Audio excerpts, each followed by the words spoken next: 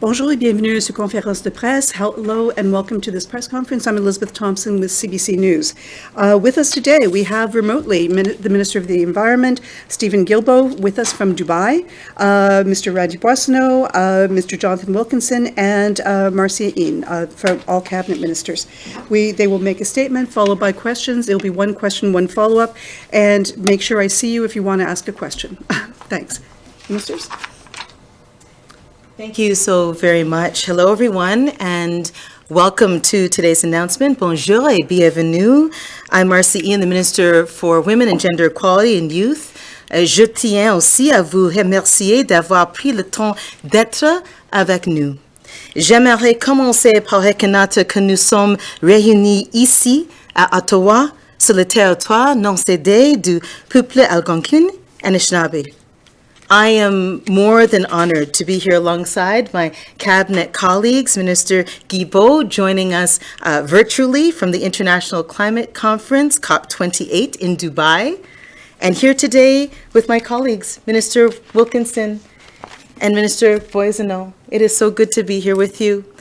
I have to let you know that I have been called to committee this morning, so I will have to leave you shortly. But I really wanted to be here in my capacity as Minister of Youth and as the Vice Chair of the Prime Minister's Youth Council, because I want to relay what some of our advisors have told us. So I quote them. One says, Alex, in my advocacy work, I've met countless youth who are scared and worried about our future in the face of worsening climate change. Another, Milena, says, the climate crisis is one of the most important issues that our generation faces. Yassi says, my generation doesn't deserve the burden of being the last to see the natural beauty of Canada. Thank you so much to Alex and Milena and Yassi for making your voices heard on this issue. Youth across this country are making their voices heard. Young people aren't asking if climate change is real. Young people know it is. It's real, and they want leaders to take action to protect environment, both here in Canada and right around the world. I want everyone to know, every single person watching this to know that the decisive action that we're taking here today is about more than any of us at this press conference. It's about the type of world we want to live in.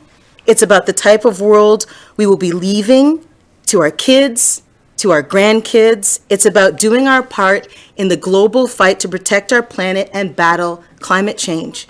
It's about recognizing that we must act now before it's too late. Today's announcement gives us hope and fulfills a promise we made to young people, and that is exactly what we're doing. Aujourd'hui, nous faisons un nouveau pas en avant vers un avenir plus propre. By committing to put a cap on the largest source of pollution in Canada, we're fulfilling a commitment, our commitment, to the generations that come after us, and we're putting in motion what young people want and need us to do. I want to take a moment to thank the passionate young activists across our country. Thank you for raising your voices, for being clear that it cannot be free to pollute, and for reminding us that you're the ones that will inherit this planet. We hear you. I am now more than pleased to invite Stephen Guilbeault, Minister of Environment and Climate Change, to deliver remarks, followed by Jonathan Wilkinson, Minister of Energy and Natural Resources, and Randy Boissonnault, Minister of Employment, Workforce Development, and Official Languages. As I mentioned off the top, unfortunately, I've been called to committee and I have to leave you now. But it was my honor to be here with you. And gentlemen, I leave it in your hands. Merci beaucoup. Merci beaucoup, Marcy. It is evening here in Dubai, where I'm joining you from the International Climate Change Conference, COP28. So good morning to everyone in Canada. It is somehow fitting that today's important announcement virtually spans the globe, because it is profoundly important for Canadians at home and for the international community at large. En septembre dernier, j'ai rencontré Jason Brolin, le chef du service d'incendie de West Kelowna, en Colombie-Britannique. Il m'a parlé du traumatisme qu'il a vécu en combattant les énormes incendies de forêt de cet été. Il a dû envoyer ses équipes en plein cœur du danger, se démener pour protéger des maisons et des vies. Selon lui, il s'agissait d'un incendie qu'on ne voit qu'une fois dans sa vie. Un vrai miracle que tous les membres de son équipe s'en soient sortis sains et saufs. Parce que tragiquement, les incendies de forêt cette année ont fait de nombreuses victimes. Puis le chef Brolin m'a confié que c'était en fait la deuxième fois en quelques années qu'il était confronté à un incendie, je cite, qu'on ne voit qu'une fois dans une vie. Les défis devant nous sont immenses. Les changements climatiques menacent des collectivités entières partout au pays et dans le monde. Les feux de forêt, 6 fois plus destructeurs que la moyenne des dernières décennies, ont forcé des dizaines de milliers de Canadiens et Canadiennes à quitter leur résidence. Ce n'est pas le seul problème. Il y a les sécheresses dans les prairies, les ouragans plus intenses sur la côte est et les inondations extrêmes sur la côte ouest et la fonte du berger des sols dans le nord. D'un océan à l'autre, le Canada se réchauffe 2 fois plus rapidement que la moyenne mondiale et nous subissons déjà les effets et les coûts de la crise climatique. Et ces coûts, nous les assumons toutes et tous. Ils continueront de grimper tant que les émissions continueront d'augmenter. For more than 7 years now, the Government of Canada has been working with Canadians, with provinces, territories, individual communities, Indigenous peoples, with NGOs and businesses, large and small, to bend the curve on Canada's rising greenhouse gas emissions, and to make good on this country's promise to make real progress on cutting pollution that fuels the global warming crisis, while building a stronger, more resilient, and prosperous economy for the 21st century. Every sector of the economy and every region of the country has a role to play. And all that collective effort is finally paying off. In 2015, Canada was on a path for emissions in 2030 to be 9% higher than they were in 2005. Today, thanks to the work of so many Canadians, we're ahead of our initial 2030 target and firmly on track to meet the target set in our 2030 emissions reduction plan. In fact, today, our government released the first progress report of our 2030 emissions reduction plan. It shows our current path and lays out the measures that are ongoing and underway to get us to 2030 targets. One piece of that comprehensive plan, a promise we took to the Canadian people in the 2021 election, was to put a cap on the amount of pollution from Canada's oil and gas sector and reduce it at a pace and scale needed to reach carbon neutrality in Canada by 2050. Oil and gas is the largest emitting sector in Canada, and unlike almost every other sector of our economy, pollution from the oil and gas sector is still going up. We owe it to Canadians and to the rest of the world to address these emissions, as we owe it to our workers and businesses to ensure that Canada's well-earned reputation for energy innovation remains our strong suit for the 21st century. Aujourd'hui, le gouvernement du Canada annonce un projet de cadre réglementaire qui vise à plafonner et réduire la pollution provenant du secteur du pétrole et du gaz. Nous visons une réduction de la pollution de 35 à 38% sous les niveaux de 2019, tout en s'assurant que le secteur reste concurrentiel dans le marché mondial. Le cadre prévoit une certaine souplesse, mais ce qui compte, c'est que le niveau de pollution diminue. Bien sûr, nous n'avons pas conçu ce cadre réglementaire seul. Il fait suite à de vastes consultations sur ce qui est techniquement réalisable pour réduire la pollution sans nuire à la production. Nous avons eu plus de 100 rencontres, 150 soumissions et reçu 25 000 commentaires dans le cadre de nos consultations. The emissions cap will also establish a pathway to carbon neutrality by 2050, a goal shared by provinces and industry alike. The emissions cap will help unlock kinds of job-creating projects that will guarantee the industry's record profits are used to secure a bright future for our communities and workers. We're excited to continue engaging with labor on this.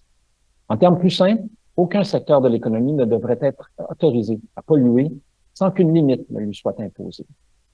The oil and gas sector isn't the only one that is asked to contribute. We will finalize regulation in the coming weeks to ensure that 100% of new cars sold in the country are zero-emission vehicles by 2035. We've also published draft regulations to ensure our electrical grid is carbon neutral by 2035. We all know what's required. We have a common goal of carbon neutrality by 2050. The time has come to get into the nitty-gritty of the framework to help inform draft regulations which we plan to publish by the middle of next year. We look forward to continued engagement to get these details right. Le temps est venu de redoubler d'ambition et de passer à l'action. Notre main-d'œuvre est qualifiée. Les innovateurs du domaine de l'énergie ont fait leurs preuves et ils sont prêts à relever le prochain défi. Les répercussions du changement climatique représentent un danger réel et immédiat qui exige que chaque secteur et chaque région du pays contribue à offrir des solutions concrètes. It is the challenge of our time, but also a great opportunity. Ce que nous annonçons aujourd'hui est historique dans le contexte canadien, mais aussi au niveau international, puisqu'aucun autre producteur de pétrole et de gaz propose de faire comme le Canada. Together, we can build a future that will benefit everyone. Thank you. Merci.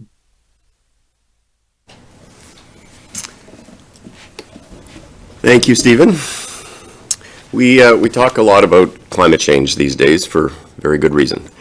The planet is at risk of burning up. The world's top scientists have been measuring it for decades. This is not new news, and people everywhere have seen it in the floods, the wildfires, and the storms. This past summer, we experienced the most destructive forest fire season in Canadian history, by far.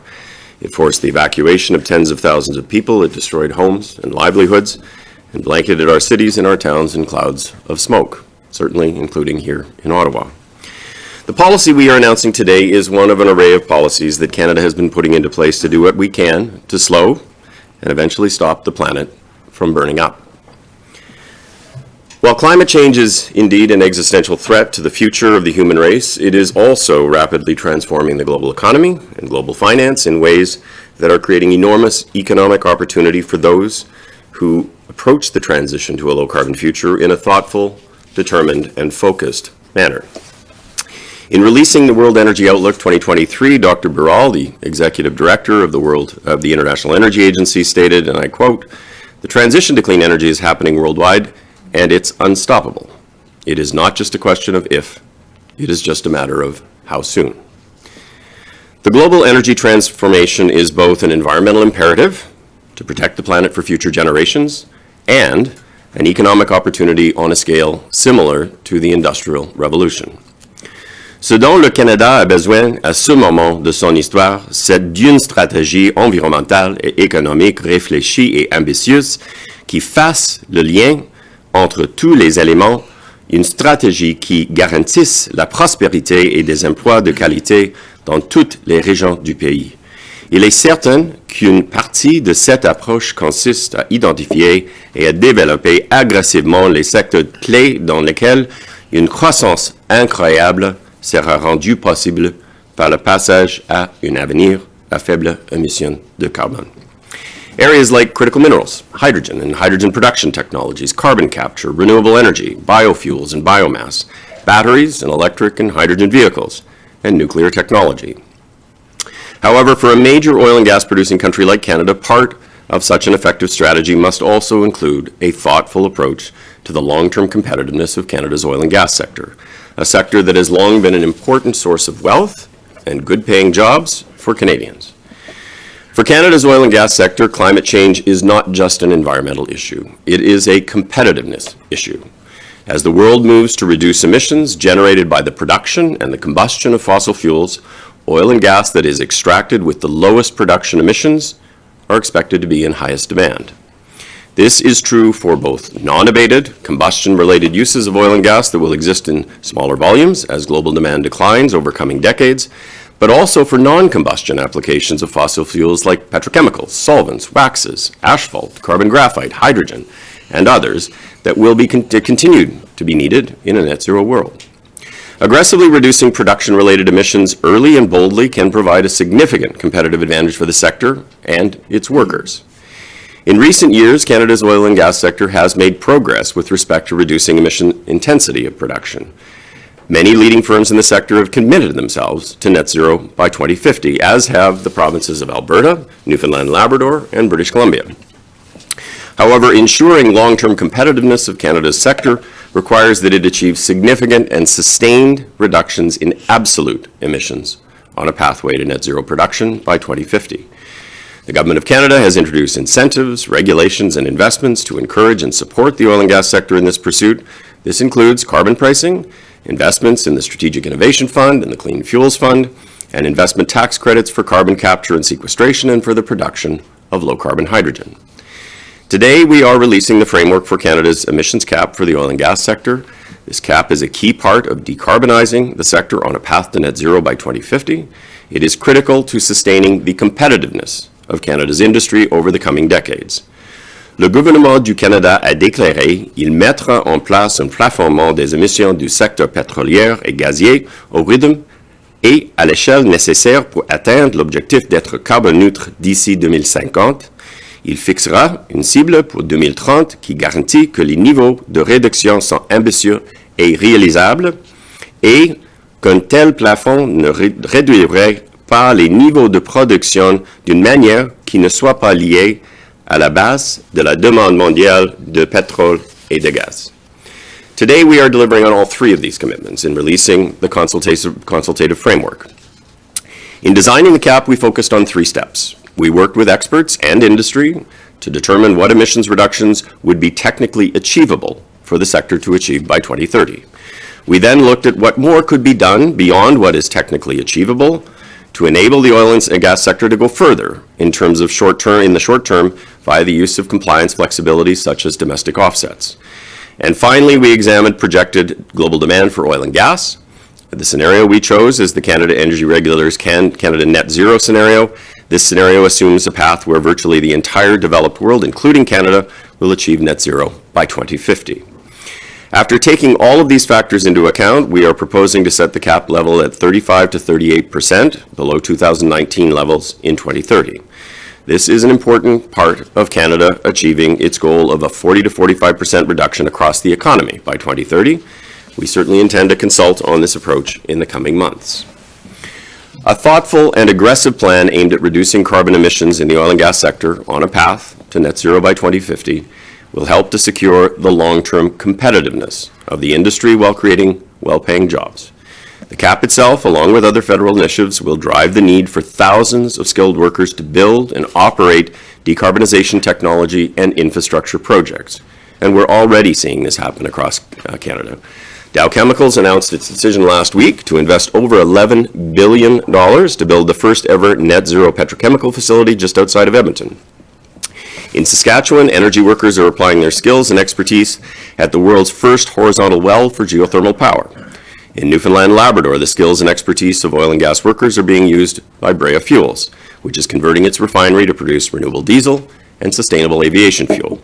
In BC, Svante is developing a novel low-cost point-source carbon capture technology for use at industrial sites and is constructing a CCUS Center of Excellence with support from the federal government. And certainly plans for CCUS deployment in the oil sands will drive many thousands of construction and operational jobs for decades to come. By way of closing, it is up to us as a country to make smart choices. We can choose to lead by recognizing where the world is heading and aggressively pursuing decarbonization and diversification initiatives to enable major areas of economic opportunity. Or we can bury our heads in the sand, pretend that the world is not moving rapidly towards a cleaner, greener future, eroding our competitiveness and our long-term prosperity. This is the approach chosen by Mr. Poilievre and the Conservative Party of Canada. The Conservative leader is one of those politicians who doesn't want to tell you his climate plan, because his plan is to allow the planet to continue to warm. His party had decades to offer a plan to slow global warming, and they never do. They did not do it during the 10 years of Stephen Harper when Pierre Poilievre was a cabinet minister, and they are not doing it now. It is time to recognize this for what it is. They'd prefer to let pollution increase, the planet to burn more quickly, so that some people can make more money in the short term. The choice to put this policy forward is a choice to do what we can, to try what we must, to stop the planet from facing ever greater harm. The Conservative plan is to oppose each and every idea that can help slow warming because of a misguided sense of what's important and a misunderstanding of what the economy of the future will look like. Mais en réalité, la science du changement climatique est claire. Sa cause principale est les émissions de gaz à effet de serre provenant de la production et la combustion du pétrole et du gaz. Pendant les prochaines 30 années de transition et après 2050, les pays qui produisent des hydrocarbures extrêmement peu polluants vont promouvoir leur compétitivité. This federal government's focus on decarbonizing Canada's oil and gas sector is both a plan to protect the planet for future generations and to enhance the short and long-term competitiveness of the industry. Folks, for both environmental and economic imperatives, we simply must choose to lead, and today, this federal government is. Well, thanks very much, Jonathan. Bonjour tout le monde. J'aimerais commencer en remerciant ministre Guilbeault et ministre Wilkinson pour leur travail acharné sur ce dossier. Ça a pris des années pour arriver à une bonne place. Donc, merci, chers collègues, de votre travail. I want to say, as Alberta's minister in the federal cabinet, thank you to Jonathan and to Stephen for their hard work and their team's hard work with partners in Alberta and across the country for getting to what is really a historic day today. And much good work has gone into this policy. I'm going to go straight to the heart of the matter. Some people are going to try to raise anxiety among oil and gas workers, their families, literally my neighbors in Alberta on this issue. And that's why I want to emphasize something that both Stephen and Jonathan said. What we're talking about today is about cutting emissions. This is not about capping production. Et si je peux le dire clairement en français, pour clarifier, ce plafonnement vise à réduire les émissions. Il ne s'agit pas d'un plafonnement de production. And you're also going to hear people say that this is an attack on the oil and gas sector, and by extension on Alberta. Nothing could be further from the truth. And I can share that with the fact that our government has been working hard for years, hand in hand with industry leaders in our province, with partners, Indigenous peoples, to ensure that we can both grow our economy and protect the environment. Why do we need to do that? Well, we have to stay competitive in a global energy market that more and more demands low emissions. And I know, as Jonathan and Stephen alluded to, that we've lived through dramatic increases in severe weather events over the last several years. I couldn't go out Monday of the long weekend of May or September in Edmonton because the air quality index was 11.5. 11 plus, actually.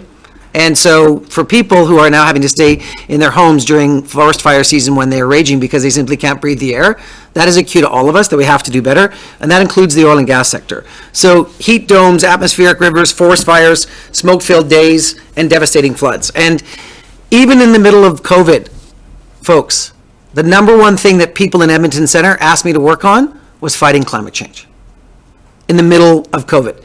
And when I'm on the doors, still want us to do this. And so for the safety of our communities and our families, we need to address the threat of climate change. Now, at the same time, many of us have a family member, a friend, or a neighbor who works in oil and gas.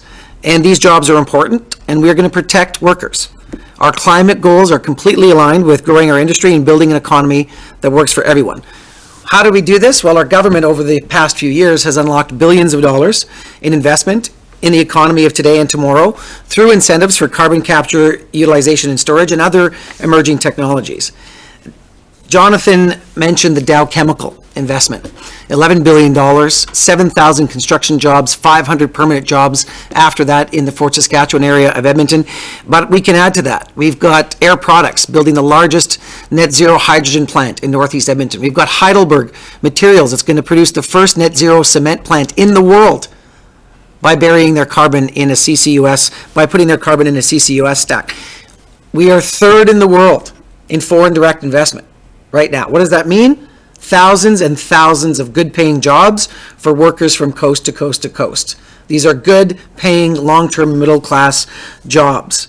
And that attraction of billions of dollars of investment is exactly how we know that the plan is working. Make no mistake, the country can continue to lead the way and position us for great things.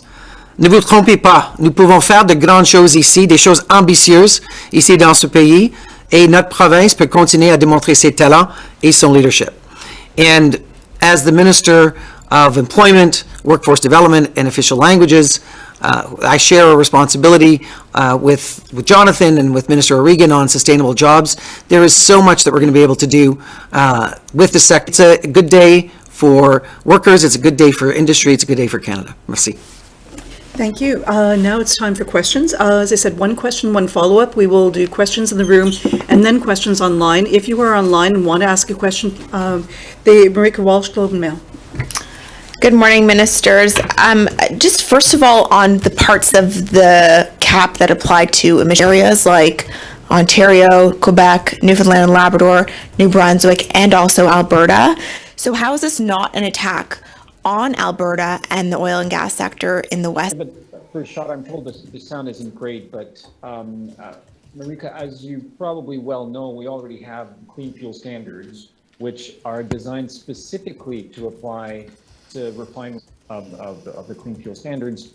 And in fact, we looked at whether or not it would make sense to apply the cap to the refineries as well. And the conclusion was that it did not lead to further emission reduction than the ones we're already getting from the clean fuel standard. So there's no point. The refineries will have to reduce their greenhouse gas emissions, just not under the cap, under another piece of regulation. Yeah, just one point.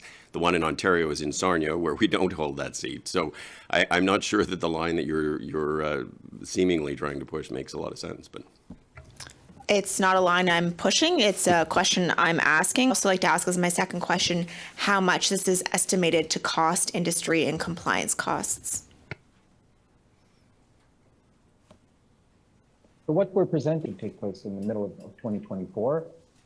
We will have more information to provide in the draft regulations. As you know, when we do regulations, we are required to do a regulatory impact assessment on the road. But let's be clear, there are compliance costs just as there are for other sectors in terms of complying, and with the methane regulations, they are. And the Pathways folks have put out estimates in terms of what they think the costs associated with their investments in CCUS are going to be. That's one of the other big chunks of reductions under the cap. Marika, if I can on this, I think Pathways was out last week saying they've already invested in this. I mean, part of the reason we're here today and not a year ago is because Jonathan and Stephen sat down at the table with Pathways and we shared data sets. Like, we actually got into the real numbers together to make sure that this was achievable and realistic, because we're not going to need 22 budget where we did CCUS billions of dollars. And we've been waiting for the Alberta government just last week to finally come to the table and say how they're going to stack with us on CCUS. Industry's been waiting, but they can have even a clearer picture of the investments that industry will make to reach these targets. David Aiken, Global. Good morning. A question for Minister Boissonnault. You sort of anticipated in your comments something Premier Smith expand on the idea that this is aimed at pollution, and yet we could see production increase in Alberta, perhaps right through to 2050. I don't know how I can be more clear about this, David. The Premier's wrong. We are going to see an increased number of drilling in 24. That's already on the books. Canada has what the world wants. The world changed after Russia invaded Ukraine. The world needs more Canadian energy because the greenest barrel of oil on the planet is the one that the world's going to want first and most. And the smartest people in the world in this are Canadian and Albertan engineers and technicians and workers.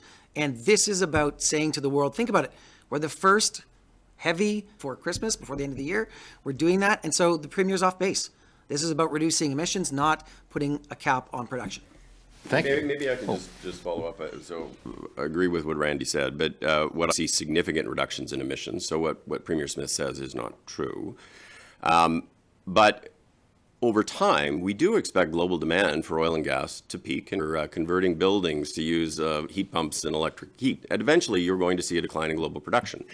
And the best way for Alberta and other producing provinces in this country to maintain competitiveness in that market is to have the lowest carbon intensity barrels of oil and the lowest carbon intensity gas. And so that's the point around competitiveness, is this is in the long-term interest of the industry. And I think if you talk to many in industry, they will tell you exactly that. Thank you. And Minister Wilkinson, maybe this is for you. I'm going to repeat a question that was asked in the technical briefing, and it's about the choice to go with a cap and trade system rather than sharply increased carbon pricing. I wonder if you could give us your thoughts on why the choice was made for C&T rather than just ramp up the price of carbon. Well, I think Stephen may want to comment on that, but I'll just say one thing, which is it gives you a lot more certainty. A cap gives you a lot more certainty about the reductions than an increasing carbon price. And our view is that the sector actually has to play a role, just like every sector of the economy, to reduce emissions in line with our objective and the world's objective to achieve net zero by 2050. So, Stephen? I agree with you, Jonathan. C'est clair d'abord. Merci. Ma question s'adresse au ministre Guilbeault. Monsieur Wilkinson, vous pouvez aussi compléter.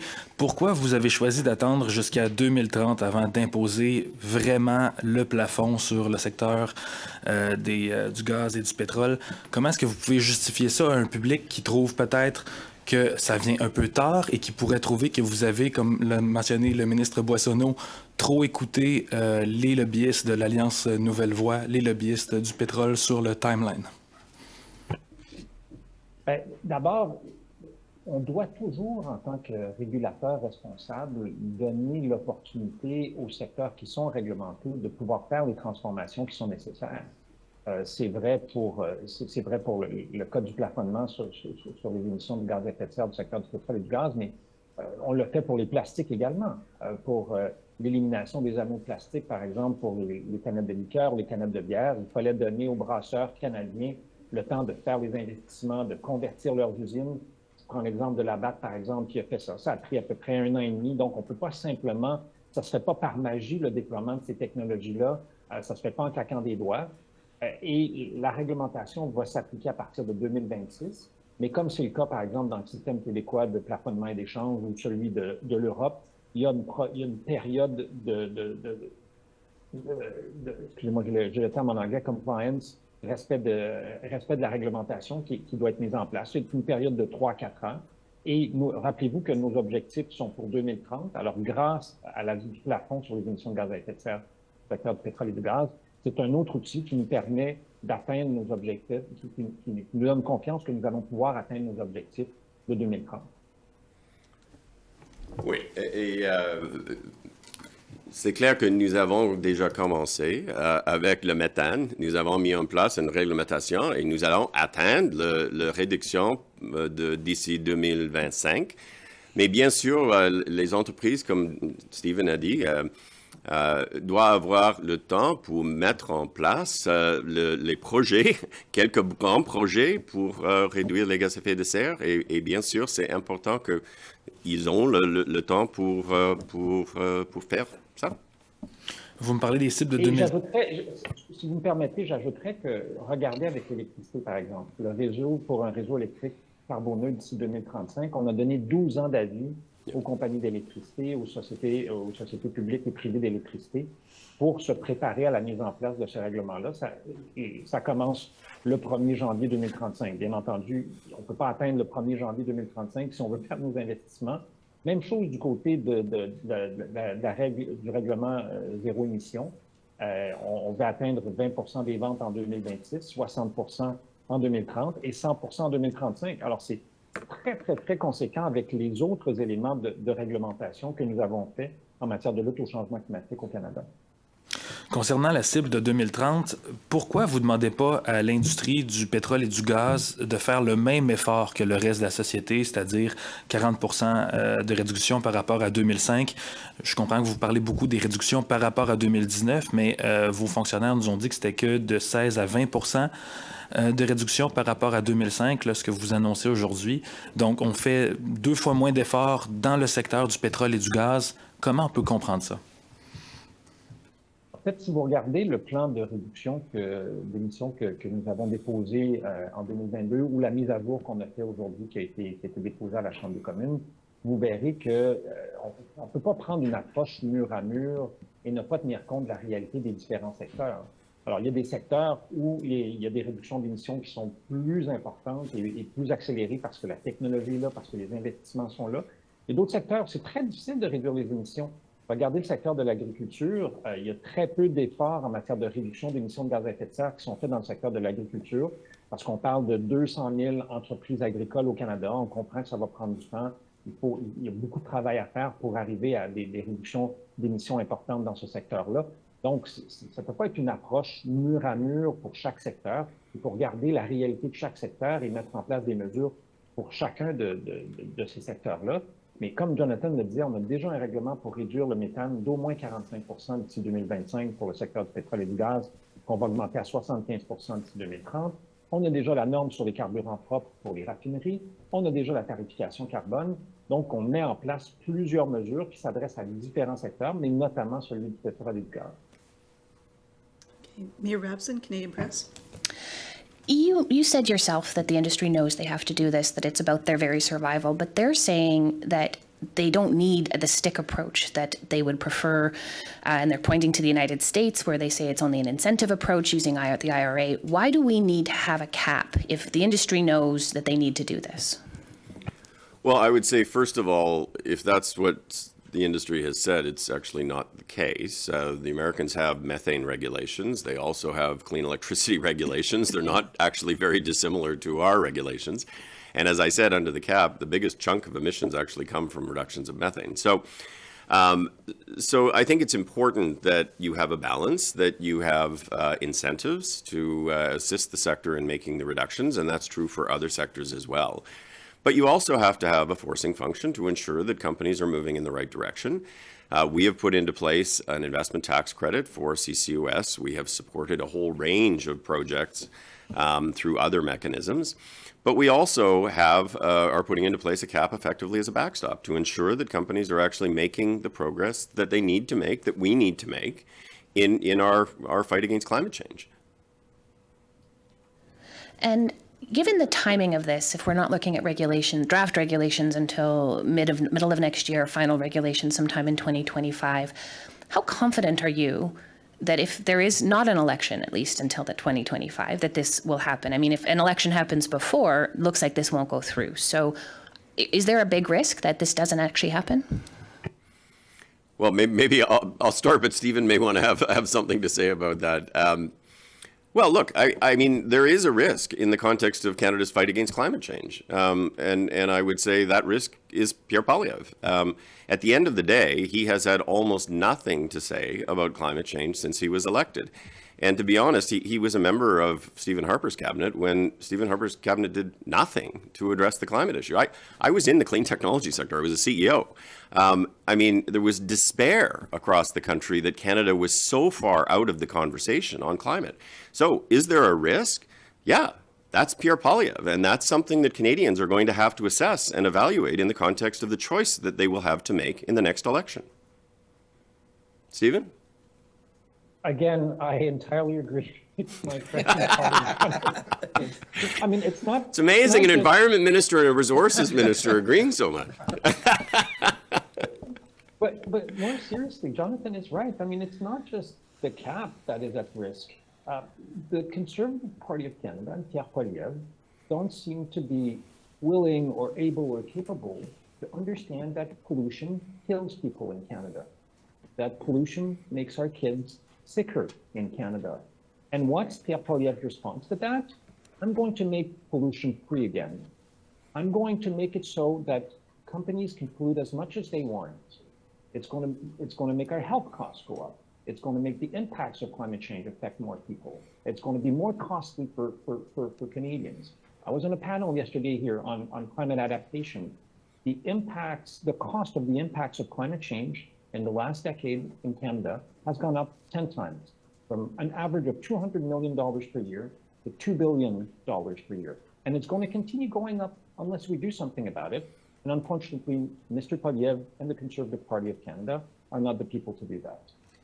Mia, if I can, you take a look at the numbers. There's a majority of Albertans now that want serious action on climate change. They've actually been calling for an emissions cap because people in Alberta get it. Like the sector has to do better. And members of Pathways have ambitious targets as well. And as I said in my remarks, we don't get to net zero as a country without the sector, without these workers. And I can anticipate that Premier Smith will be unhappy and that we'll have similar grumbling from Premier Moe. But when you add Premier Moe and Premier Smith to Pierre Poilievre, you've got a whole group of Conservative leaders that simply want to take us backward. And the economic advantage that Canada has by greening this sector and decoupling emissions from growth is a really significant opportunity. And if you think about it, we are like 1,000th of the global population as Canada, and we're third in the world for foreign direct investment, after the United States and after Brazil is us. And if you want to be really nerdy and divide it by per capita, we are leading the world right now in foreign direct investment. Why is that? Because we've sent a very clear signal to the world that we want to lead in the net zero economy today and tomorrow. Okay, the next if I question. can add, Mia, and I promise it'll be the last thing, but I think I read somewhere this week that the representative from Pathways Alliance said, and I quote, they were mystified by Premier Smith's response to our methane regulations because it's the same target as Alberta. We're proposing to continue working the way we've done with them. The companies say they can do this, and the Premier says, no, it can't be done. Oil companies are saying that it can be done. Okay, we've got 5 people still on the list, and before the ministers have to leave, I'd like to try to get as many questions asked and answered as possible. Next question, David Thurton, CBC. But why take that risk? I mean, the IPCC, the UN has said we're already 1 to 1.2 degrees. We're so close to 1.5. You could bring in these regulations quicker, sooner than 2026. Why not do this sooner? Why take that risk? Are you basically gambling with the future of this planet? No, I mean, what we are saying is there are going to have to be very significant reductions by 2030. But David, if you step back, as I said before, the bulk of the reductions are in emissions reductions of CO2 in the oil sands, much of which is driven by CCUS projects. And the other is the implementation of more aggressive methane technology implementation. Both of those require time. Both of those require time, especially the CCUS projects. Like, there is a long cycle planning phase for large scale industrial projects that takes time before you can do it. So you could try to say to them, you know, do it in 2 years, but it's physically impossible. And we've gone through the assessment of exactly what is required to actually put these things in place. So certainly we are going to be looking for progress between now and 2030, but the kinds of reductions that we are looking to see in the oil and gas sector do require some time. Just as in the auto sector, getting to the point where auto manufacturers are in a position to provide the market with sufficient numbers of vehicles to be able to meet the electric vehicle mandate takes time. You have to build factories. You actually have to build electric vehicle infrastructure. It's not dissimilar. It's the same thing with the electricity regulations, where you've got to build electricity generation and transmission. You can't do that overnight. So yes, there is urgency. Of course there is urgency. And you see that in what we are requiring of the sector by 2030. But you also have to be realistic. There's no point in actually doing something, saying something, and putting something in place that simply can't be done. And I would add to what Jonathan said that we're a federation in Canada. We have a duty to consult Indigenous nations. We have a duty to consult provinces and territories. We have processes in place to consult Canadians when it comes to impact assessment of many of these projects, whether these are provincial or federal. So again, as I said earlier, like these are, and Jonathan said so himself, like these are projects that take time, and our timeline on the cap is not very different than what we're doing on electricity or on transportation. How can you be so sure this won't survive a constitutional challenge? Well, Stephen, you want to start? Yeah, the 2001 Supreme Court's decision on carbon pricing made it very clear that the federal government has a role to play when it comes to fighting climate change. And that's what we're doing. We're, as I have said, as Jonathan has said, as Randy has said, we're not going after production, we're going after pollution. And that's what the Supreme Court has said. The Supreme Court said that our ability to intervene on climate change issues is not an open bar, and we can't impede on provincial jurisdiction, and that's not what we're doing now. We are staying in our lane, if you wish, which is the lane of pollution. Everyone's answer? Okay, Kevin Gallagher, CTV. Who will approve which carbon offsets are appropriate? Will there be sort of a second body that will say, okay, this much forest or this hydroelectric, how will that system work? Stephen, you maybe want to take that. Well, what would happen is that the federal government would develop protocols for these things to be certified, and normally you will have third-party verification of these projects, whether it's in Canada or internationally. The methodology is being developed under the United Nations for these projects. This is one of the things we're talking about here in Dubai. So there is a well-established procedures to do that. It's been done before in Canada. Some provinces have their own protocols. We've started developing some at the federal level. The US have them, European Union, and many other jurisdictions around the world. I'm sure environmental groups will criticize the amount that this plan depends on carbon capture and storage. What's your response? Well, it's a portion. I wouldn't overemphasize the amount to which it actually relies on carbon capture and storage, but there is a significant chunk in the oil sands that actually relies on carbon capture and storage. This cap, as I said, is effectively a backstop and a forcing function. The companies that operate in the oil sands will need to make these reductions. They believe that they can do that through the implementation of carbon capture and sequestration. I would tell you there is a lot of work going on around the world in many, many projects that use carbon capture and sequestration. I know that there are some environmental groups that have some skepticism about it. I would just tell you that the technology, the basic technology, has been around for a long time. It's not very novel, and building it at scale is increasingly something that folks are able to do. So I am quite confident that the companies will be able to do this, but ultimately it's up to them, and they are making the bet that this will actually work. And I think they're probably right, but ultimately it's on them. Okay, ministers, I've got 3 people left on the list: iPolitics, Toronto Star, and Québécois. Are you able to take those questions? If you Sure. have to leave, tell me now. Stephen, do you have? Okay. Okay. David Legree, iPolitics. Thanks very much. Minister Guilbeault, you were originally hoping that this announcement would have come many months ago. And now that we're finally here, I'm wondering if you could tell us what the sticking points were and how they became unstuck.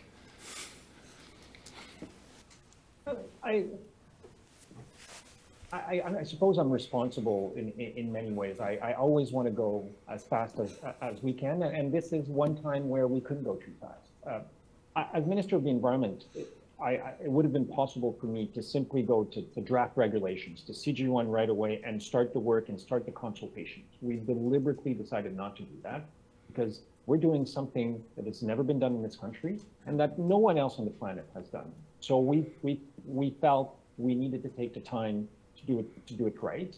We started with a white paper in the summer of 2022. We had, as I said, more than 100 meetings since then, 150 submissions, 25,000 comments on it. We're moving forward with this framework now, which will lead to the draft regulations. It is taking some time, but it needs to be done right. There's no point in doing regulations that won't help us to achieve our goals, whether they're environmental goals or economic goals. And we're pursuing these goals at the same time. We need to be able to do both. If we can't, then we will fail. And that's why taking a bit more time was a responsible thing to do. So we're expecting draft regs next year and the final version coming in 2025. Given the culture of delays that generally face your government's climate policies as identified by the Environment Commissioner, why should anyone expect those dates to be met? I profoundly disagree with this characterization. For the zero emission vehicle mandate, we tabled draft regulations before Christmas last year. And we will, as I said in my speech earlier, we will have final regulation before the end of the year. That's 1 year for these regulations. I challenge you to find a time in our past where we've been able to move so swiftly. Clean electricity regulation, it's going to be about a year and a half, maybe 2 years. We need to be, and we are being more efficient when it comes to deploying our plan. And the fact that our emissions, the projected emissions when we came in 2015 was that we were going to be 9% above our 2005 levels by 2030. We're now 7% below that. Our plan is working, and the emissions are coming down. We need to keep going at it. We're not there yet. And the last thing that the country and the world really needs is Pierre Poilievre, the Conservative Party, who would bring Canada back to the Stone Age when it comes to fighting climate change, to investing in clean technologies. No one needs that. And David, I guess I'm somebody who likes data. And I think if you look at the data, at this point, this government and its climate policies are on track to very, very significantly achieve the original target to 2030. We set a 2026 objective. We are actually going to exceed the 2026 objective, and we are on track to actually achieve the 40% reduction that we committed to, which was a significant step up from the 30% that we had committed to before. So the data says our climate plan is working. Okay, Mark Ramsey, Toronto Star. Quick questions, quick answers, and we can get through the list and send you on your way. Mark Ramsey? Hello, can you hear me? Yeah. Thank you for taking my question. I want to ask, there were a couple of challenges doing this. There was, pressure from the provinces and the court decision and the oil and gas industry. What is it that made you take this long? What is it that made this what is most technically achievable? Could you elaborate on that a bit? Do you want me to start, or do you want to go? Jonathan, Sure. yeah, please, do you want to go Sure. ahead? Yeah, sure. I mean, there's a couple of things. I mean, in terms of the back end of the question around technically achievable, I mean, we spent a lot of time, both internally, but also working with experts and with industry to try to determine what actually could be done within this relatively short time frame that we have until 2030. That's important to ensure that we actually get this right and we're not actually assuming things that just physically can't be achieved. In terms of why it took some time to get to here, I mean, this is a pretty fundamental policy. As Stephen said, we're the first country in the world to do this. And actually, it's been a pretty historic week because the 75% methane reductions was the first country in the world to do that too.